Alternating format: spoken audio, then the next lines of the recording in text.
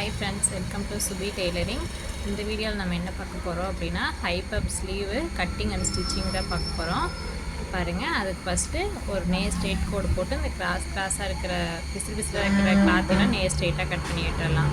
இதுக்கு மேலே தான் நம்ம அளவு போட போகிறோம். கீழே மடிச்சடிக்கிறதுக்கு ஒரு ஸ்கேல் அளவு விட்டுக்குங்க.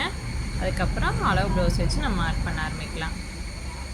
பாருங்கள், நம்ம எப்பவும் போல் சாதா ஸ்லீவ் எப்படி மார்க் பண்ணுவோமோ அதே மாதிரி ஃபஸ்ட்டு மார்க் பண்ணிக்கலாம். ஃபஸ்ட்டு ஸ்லீவோட அகலம், அதுக்கடுத்து ஸ்லீவோட ஹைட்டு, ரெடி அளவு எக்ஸ்ட்ரா அளவு சேம் அதே மாதிரி தான் இங்கே ஆம்கோல் கர்வ் அளவும் மார்க் பண்ணிக்கலாம். ரெடி அளவு எக்ஸ்ட்ரா தையல்கான அளவு மார்க் பண்ணிவிட்டு சென்டரில் மிட் பாயிண்ட் அளவு அதே மாதிரியே நம்ம அளவை மார்க் பண்ணியாச்சு. அப்புறம் நம்ம கர்வ் வந்து ட்ரா பண்ணிக்கலாம். இந்த கர்வ் பார்த்திங்கன்னா ரெடி அளவு, இதே 1/4 இன்ச் டிஸ்டன்ஸ்லேயே எக்ஸ்ட்ரா ஒரு தையலுக்காக இன்னொரு கர்வ் வந்து ட்ரா பண்ணிட்டேன். ஓகே, இது வரலும் நம்ம நார்மல் ஸ்லீவுக்கு மார்க் பண்ணியாச்சு. அதுக்கடுத்து பார்த்திங்கன்னா தான் நம்ம பப் ஸ்லீவுக்கு எக்ஸ்ட்ரா மேலே ஒரு 2.5 இன்ச் மார்க் பண்ணி, நீங்கள் பப் ஸ்லீவ் வந்து மேலே கொஞ்சம் ஹைட்டாக தூக்கிட்டு இருக்கணும் அப்படின்னா 3 இன்ச்சு கூட வச்சுக்கோங்க. இந்த மாதிரி மார்க் பண்ணிவிட்டு இப்படி கர்வ் மாதிரி ட்ரா பண்ணிக்கோங்க. பாருங்கள், இந்த மாதிரி கர்வ் வந்து நம்ம இந்த இடத்துல வந்து ஜாயிண்ட் ஆகிற மாதிரி ட்ரா பண்ணிக்கோங்க.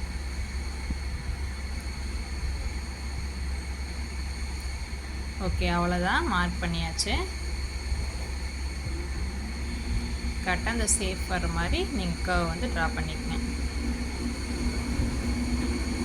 அடுத்தது இப்போது ஃப்ரண்ட் சைடு வந்து நம்ம 1/4 இன்ச் உள்ளே குறைஞ்சி கட் பண்ணுவோம் இல்லைங்களா, அதுக்காக இந்த மார்க்கிங். அவ்வளோதான். இப்போ நம்ம கட் பண்ணிக்கலாம்.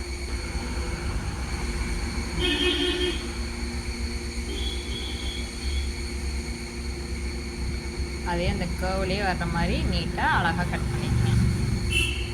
ஓகே, இந்த இடத்துல ஒரு சிசர் கட் கம்பல்சரி கொடுத்துக்கங்க. இது வரலும் மட்டும்தான் நம்ம சுருக்க வைக்கணும்.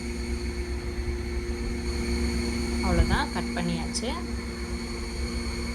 இப்போது 2 ஓப்பன் பண்ணி இது 1/4 இன்ச் வந்து உள்ளே குறைஞ்சி விட்டுறதுக்காக கட் பண்ணிட்டேன். இப்போவே இங்கேயும் ஒரு சிசர் கட் கொடுத்துக்கங்க. இது ஃப்ரண்ட் சைடு.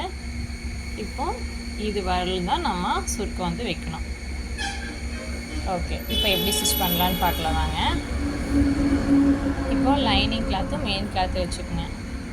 மெயின் கிளாத்து பார்த்திங்கன்னா ஃப்ரண்ட் சைடு மேலே வர்ற மாதிரியும், அதுக்கு மேலே லைனிங் கிளாத்து வச்சு இப்படி மேலே ஒரு தையல் போட்டு ஓப்பன் பண்ணி மேலே ஒரு படிமான தையல் போட்டுக்கலாம்.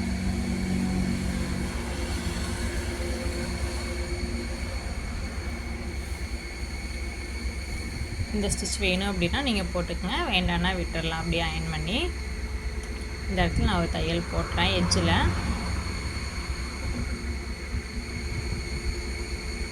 அதுக்கடுத்து பார்த்திங்க அப்படின்னா எந்த சுருக்கெல்லாம் நீட்டாக எடுத்து விட்டுட்டு சுற்றி வரும் அந்த லைனிங் கிளாத்து எட்ஜிலேயே சுற்றி வரும் ஒரு தையல் போட்டுக்கலாம்.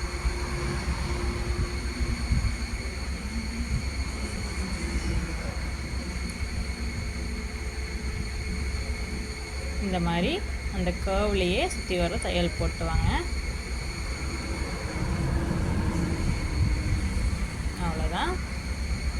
இப்போ மீதி உள்ள எக்ஸ்ட்ரா உள்ள மெயின் கிளாத்தை கட் பண்ணி விட்டுடலாம். சுற்றி வரும்.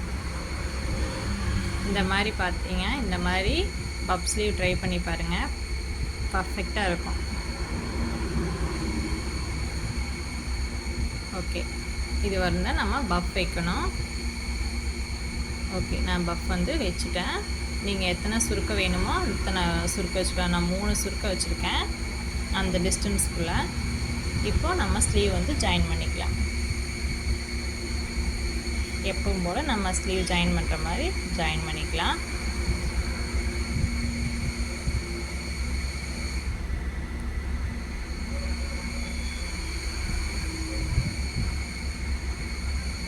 கரெக்டாக ஜாயின் பண்ணும்போதும் எந்த துணியும் இழுத்து பிடிக்காமல் கரெக்டாக ஸ்லீவும் ப்ளஸ் ஃப்ரண்ட் சைடு இருக்கிற கிளாத்தும் ஈவனாக வச்சு நீங்கள் தையல் போட்டுவாங்க. அவ்வளோதான். ஃபினிஷிங் எப்படி இருக்குன்ட்டு பார்க்கலாம். ஓகே, சூப்பராக இருக்குது. எப்படி வந்திருக்குன்னு கமெண்டில் சொல்லுங்கள். தேங்க்யூ.